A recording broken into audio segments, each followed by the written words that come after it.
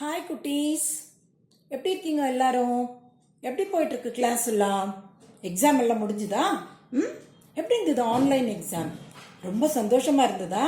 புது விதமான எக்ஸாம் இப்போ உங்களுக்கு முதல்ல எழுதிருக்கீங்கன்னா ரொம்ப ஒரு மாதிரி ஆங்ஸைட்டி. ஐயோ, நம்ம எப்படி பண்ண போகிறோம், நமக்கு எப்படி மார்க்ஸ் வரப்போகிறது, இது எப்படி கரெக்ட் பண்ணுவாங்க டீச்சர், இந்த மாதிரி விஷயங்கள்லாம் ஒரு மாதிரி புது விதமான அனுபவம் இல்லையா அவங்களுக்கு? எல்லாமே கொஞ்ச நாளைக்கு தான். இது இன்னொரு விதமான இந்த இந்த டைம்ல நமக்கு எல்லாருக்கும் சந்தோஷமான விஷயம் என்ன தெரியுமா? அப்பா அம்மா கூடவே இருந்தீங்க. அம்மா உங்களுக்கு பார்த்து பார்த்து எல்லாம் பண்ணி கொடுத்தாங்க. உனக்கு இது பிடிக்கும் அது பிடிக்கும்னு சுட சுட சுட சுட எல்லாம் பண்ணி சாப்பிட்டீங்க. ஆறி போன டப்பா எல்லாம் இல்லை. அத மாதிரி இருந்தது. என்னன்னா கொஞ்சம் ஒரு வருத்தம் என்னன்னா, ஸ்கூலுக்கு எல்லாம் போய் விளையாட முடியல, ஃப்ரெண்ட்ஸ் நேரில் நிறைய பார்க்க முடியல, அப்புறம் அப்பா அம்மா பற்றி கம்ப்ளைண்ட்ஸ் எல்லாம் ஃப்ரெண்ட்ஸ் கிட்ட ஷேர் பண்ணிக்க முடியல. அந்த விஷயமெல்லாம் தானே. ஆனால் நடுநடுவில் என்ன நடக்குது தெரியுமா? இந்த கிளாஸ் நடந்துட்டு இருக்கும்போது சைடில் ஒரு சின்ன விண்டோ ஓப்பன் பண்ணிட்டு ஹாய் அப்படின்னு சொல்லிட்டு ஃப்ரெண்ட்ஸ் கூட அது இதெல்லாம் அப்பப்போ நடக்கிறது உண்டு இல்லையா? எனக்கு கூட அப்பப்போ ஒரு மெசேஜ் ஹாய் பாட்டி இப்படின்னு வரும். ஏன்னா எங்கள் வீட்லேயும் 4 வாண்டு இருக்கு. அதனால தான் நான் சொல்கிறேன், எனக்கும் கொஞ்சம் அனுபவம் இருக்குது அதெல்லாம். ஓகே, என்ன நீங்கள் இப்போ ஃப்ரெண்டாக ஒரு சேர்த்துப்பீங்களா? எதுக்காக தெரியுமா? நானும் இப்போது உங்களை மாதிரியே நிறைய விஷயம் கற்றுட்ருக்கேன். இப்போ எனக்கு ஒரு ஸ்டூடெண்ட் லைஃப் மாதிரி இருக்குது. என்ன தெரியுமா? இந்த நீங்கள்லாம் வீட்டிலே இருக்கிறதுனால எனக்கு லேப்டாப் ஆப்ரேட் பண்ணுறது எப்படி, இந்த மொபைலில் இந்த மாதிரி விஷயங்கள் எல்லாம் எடுக்கிறது எப்படி, இந்த மாதிரி விஷயங்கள் எல்லாம் நீங்கள் எனக்கு டீச்சராக இருந்து நான் எல்லாம் கற்றுக்கிறது எவ்வளோ சந்தோஷமாக இருக்குது தெரியுமா எனக்கு? அதனால தான் இன்னைக்கு நானும் உங்ககிட்ட ஒரு விஷயம் ஷேர் பண்ணிக்கணும்னு இருக்கேன். என்னடா இது பாட்டி ஏதேதோ பேசிட்டு மறுபடியும் கதைன்னு சொல்கிறாங்களேன்னு நினச்சிக்கிறியா? இல்லை, ஏன் தெரியுமா? நம்ம மகாபாரதம், நம்ம ராமாயணம் எத்தனையோ தௌசண்ட்ஸ் ஆஃப் இயர்ஸ் முன்னால் நடந்தால் கூட எதுக்கு நாங்கள் இப்போ கூட மறுபடியும் அந்த கதைகளையே கேட்குறோம் தெரியுமா? ஒருத்தர் சொல்லும்போது அதில் உங்களுக்கு ஏதாவது ஒரு விஷயம் கிடைக்கும். அந்த மாதிரி அப்புறம் நீங்கள் இப்போ கிளாஸ் எல்லாம் நடக்கும்போது, ஆன்லைனில் நடக்கும்போது உங்கள் டீச்சர்ஸ் பற்றியெல்லாம் உங்களுக்கு எவ்வளோ பெருமையாக இருக்கும் இல்லையா? டீச்சர் அந்த டீச்சர் இந்த சப்ஜெக்ட் ரொம்ப நல்லா பண்ணாங்க, இந்த விஷயம் அவ்வளோ நல்லா பண்ணாங்க, அப்புறம் உங்கள் டீச்சர் என்ன சொல்லி கொடுத்தாங்க, இவங்க என்ன பண்ணாங்க, உங்களால் நான் என்ன கற்றுக்க முடியும், இந்த மாதிரி நீங்கள் மற்ற கூடலாம் டிஸ்கஸ் எல்லாம் பண்ணி தெரிஞ்சுக்கிற விஷயம் எல்லாம் எவ்வளோ நல்லா இருக்கு இல்லையா? உங்களுக்கு ரொம்ப பிடிச்ச டீச்சர் யாரு, அப்புறம் உங்கள் டீச்சருக்கு ரொம்ப பிடிச்ச ஸ்டூடெண்ட் யாரு, இந்த மாதிரி விஷயம்லாம் நினைக்கும் போது நமக்கு மகாபாரதத்தில் ஒரு முக்கியமான ஒரு குருவையும் ஒரு சிஷ்யனையும் நினைச்சிக்காத இருக்க முடியாது. யார் சொல்லுவாங்க? குருன்னது யார் ஞாபகம் வருது நமக்கு? துரோணாச்சாரியர். மகாபாரதத்தில் எந்த மாதிரி ஒரு குருவா இருந்திருக்காரு, அப்புறம் அவருக்கு கிடைச்ச ஒரு சிஷ்யன் யாருன்னு சொன்னா நம்ம அர்ஜுனன். மகாபாரதத்தில் ஹீரோன்னு சொன்னதுமே யாரை நம்ம நினைக்கிறோம்? அர்ஜுனன் தான் நம்ம நினைக்கிறோம் இல்லையா? எந்த மாதிரி ஒரு சிஷ்யனா அர்ஜுனன் அந்த குரு கிட்ட நடந்துட்டு இருக்கான். அப்புறம் அந்த குரு அந்த சிஷ்யனுக்கு எவ்வளோ அவருக்கு சொல்லி கொடுக்க முடியுமோ அவ்வளோ சொல்லி உலகத்திலே ஒரு மகாவீரனா அவனை ஆக்க முடிஞ்சது அவரால் அப்படின்னு சொல்லி, வெறும் அந்த வீரம்னா அந்த வில்வித்தியில மட்டும் இல்லை, அவரோட பணிவு, அவருடைய ஆர்வம், அதனுடைய மற்ற விஷயங்கள் எல்லாம் நம்ம அர்ஜுனனை பார்த்து நிறைய விஷயங்கள் கற்றுக்க வேண்டி இருக்குது. நமக்கு எல்லாருக்கும் தெரியும், துரோணாச்சாரியர் கௌரவா மற்றும் பாண்டவாஸ் எல்லாருக்குமே அவர் தான் குருவா இருந்தார். அப்போ பீஷ்மாச்சாரியர் இந்த 105 வாண்டுங்க இருக்குதுல்ல, அதுங்களை எல்லாரையும் கூட்டிட்டு இவங்களுக்கு எல்லாருக்கும் நீங்க தான் சொல்லி கொடுக்கணும் அப்படின்னு சொல்லி துரோணாச்சாரியரை அழிச்சிட்டு அவர் குருகுலத்துல விடுறாரு. அப்போ துரோணாச்சாரியர் என்ன பண்றாரு, இந்த 105 பசங்கள்லயும் யாருக்கு எதெல்லாம் இன்ட்ரெஸ்ட் இருக்குன்னு அவருக்கு பார்க்க வேண்டியதா இருக்கு. இது எப்படிப்பா பண்றதுன்னு போது எல்லாரும் என்ன பண்றாரு, அப்போ எல்லாம் இந்த மாதிரி இன்டோர் கிளாஸஸ் எல்லாம் கிடையாது. நம்ம இப்போ லாக்டவுனால வீட்லேயே அடைஞ்சு கிடக்கணுமே, என்ன பண்ணுறது, அது மாதிரிலாம் இல்லை. அப்போ எல்லாம் வெளியிலெல்லாம் கூட்டிகிட்டு போய் ப்ராக்டிக்கலாக நிறைய விஷயங்கள் சொல்லி கொடுப்பாங்க. அந்த மாதிரி இருக்கும்போது தோட்டத்தை கூட்டிகிட்டு போகிறார் துரோணாச்சாரியர். அந்த தோட்டத்துலையா நிறைய மாமரம் இருக்குது.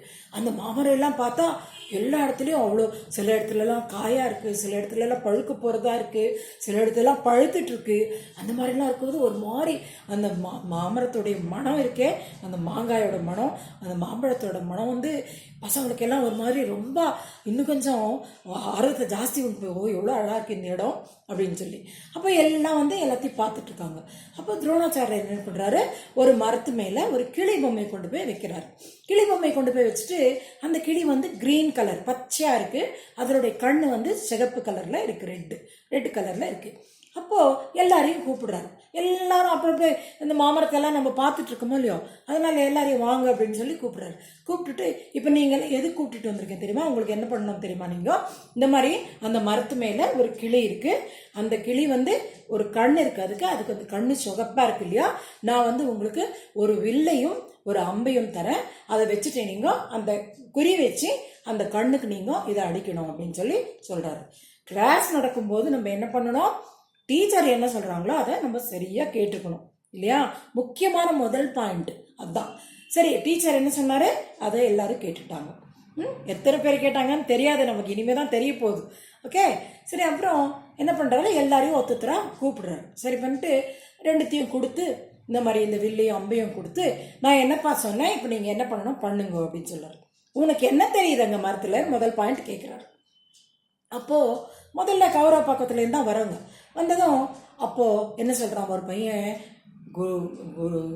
குருவரியா இந்த மாதிரி பாருங்க, இந்த மாமரத்தில் எவ்வளோ மாங்காய் இருக்குது, அதில் சிலதெல்லாம் பழுத்திருக்கு, சிலதெல்லாம் காயாக இருக்குது, சிலதெல்லாம் ரொம்ப மணத்தோடு இருக்குது, அப்புறம் அங்கே ஒன்று பக்கத்தில் இருக்குது பாருங்கள், அந்த இடத்துல ஒரு கலராக இருக்கே, அதை சாப்பிட்டா புளிப்பே இருக்காது அப்படின்னு சொல்லிட்டு ஒரு மணம்னு போகிறான். அப்புறம் இன்னொருத்தரை கூப்பிட்றாரு. அவரை கூப்பிட்டதும் இப்போ எங்கள் அண்ணா சொன்னானே அந்த மாங்காய் இருக்கு பாருங்க, அதை பறிச்சுட்டு கத்திலெல்லாம் திருத்தக்கூடாது, திருத்தாதே ஒரு கல்லில் போட்டு நல்லா நெசுக்கிட்டு சாப்பிட்டாக்கா ரொம்ப ருச்சியாக இருக்கும் அப்படின்னு சொல்லிட்டு அவன் போகிறான். இதுதான் கிளாஸில் கேட்ட லட்சணம், குரு என்ன சொன்னாருன்ட்டு. ஏன்னா குரு பேசிட்டு இருக்கும்போது எல்லாருடைய நினைவு எங்கே இருந்தது, எல்லாம் மாமரத்தை சுற்றி தான் இருந்தது. அதனால அவர் என்ன சொன்னாருன்னு கூட சரியாக கேட்டுக்கல. இதே மாதிரி ஒருத்தர் வராங்க, ஒருத்தர் இலை பச்சையாக இருக்குன்றாங்க, ஒருத்தர் களை நிறையா இருக்குன்றாங்க, ஒருத்தர் கிளி இருக்குன்னு கூட சொல்கிறாங்க, கிளி பச்சை கலரில் இருக்குன்னு கூட சொல்லிட்டு போகிறாங்க. எல்லாம் ஆச்சு. நம்ம அர்ஜுன் இருக்காரு, நம்ம ஹீரோ, அவனை கூப்பிடுறாங்க. கூப்பிட்டதும் இவர் கேட்குறாரு, அர்ஜுனா நான் என்னப்பா சொன்னேன் உனக்கு, நீ என்ன பண்ணணும் இப்போன்னு கேட்குறாரு. அப்போது ஒன்றுமே பேசுறதில்ல அர்ஜுனா, ஒரே வார்த்தை சொல்கிறான், கிளியோட கண்ணு சிகப்பாக இருக்குது, நான் என்னை வில் கொடுத்துருக்கீங்க இல்லையா நீங்கள், இதுலேருந்து நானே இந்த அம்பை விட்டு அந்த கண்ணை அடிக்கணும் அப்படின்னு சொல்லி அர்ஜுனை சொல்கிறான்.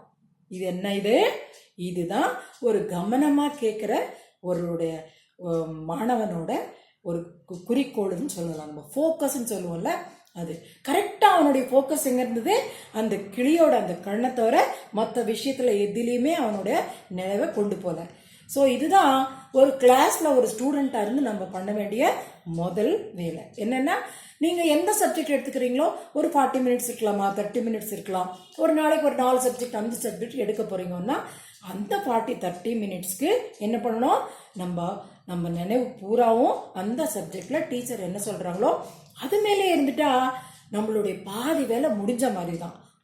அப்புறம் வெறும் மெமரைஸ் பண்ணால் கூட போதும். எது தெரியுமா, கிளாஸில் டீச்சர் பாடம் பண்ணிட்டு இருக்கும்போது நம்ம நினைப்பெல்லாம் எங்கே போகிறது தெரியுமா, அதுவும் இப்போ காலத்தால் அம்மா என்ன டிஃபன் பண்ணி கொடுத்தா, அப்புறம் இப்போ லஞ்சுக்கு ஏதோ கொஞ்சம் ஸ்மெல் வந்துட்டுருக்கு, இந்த ஸ்மெல் எதுவாக இருக்கும், இந்த மாதிரி நம்மளுடைய நினைப்பு அங்கெல்லாம் போயிடுத்துன்னா நம்ம என்ன பண்ணுவோம் சொல்ல, கண்டிப்பாக இந்த ½ an hour நமக்கு மிஸ் தான்.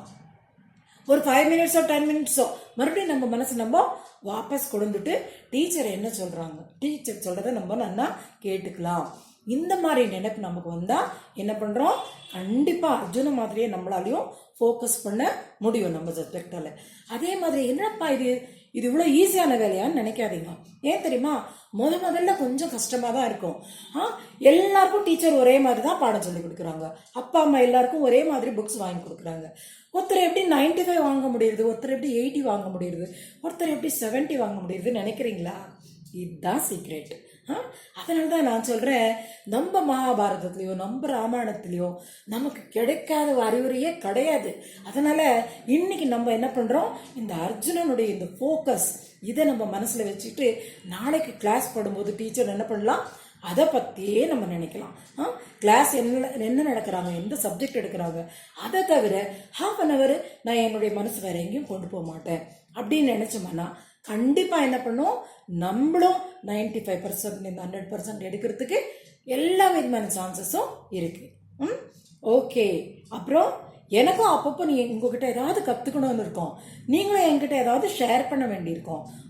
ஏன்னா இந்த கற்றுக்கிறதுன்றது தாத்தா பாட்டியெல்லாம் முடியாதுன்னு நினைக்காதீங்க. ஏன்னா இப்போ இந்த 10 மாசத்துல நாங்களும் நிறைய விஷயங்கள் கற்றுக்கிட்டு இருக்கோம் உங்ககிட்ட இருந்து இல்லையா. அதனால இந்த தாத்தா பாட்டி கதை கேட்கறது இதெல்லாம் என்னப்பா இதெல்லாம் பழைய காலத்து கதையை சொல்கிறாங்கன்னு நினைக்காதீங்க. அப்பப்போ நம்ம மீட் பண்ணிகிட்டே இருக்கலாம். நாளைக்கு கிளாஸ் நடக்கிறதுக்கும் போது அர்ஜுனனை முதல்ல நினச்சிக்கோங்க. அதே மாதிரி ஃபோக்கஸ் நமக்கும் வரணும்னு மனசில் திருடமாக இருந்தீங்களன்னா கண்டிப்பாக நம்மளும் அர்ஜுனனை மாதிரி ஒரு பெஸ்ட் ஸ்டூடெண்ட்டாக ஆகலாம். ஓகேவா? ஓகே, பாய்.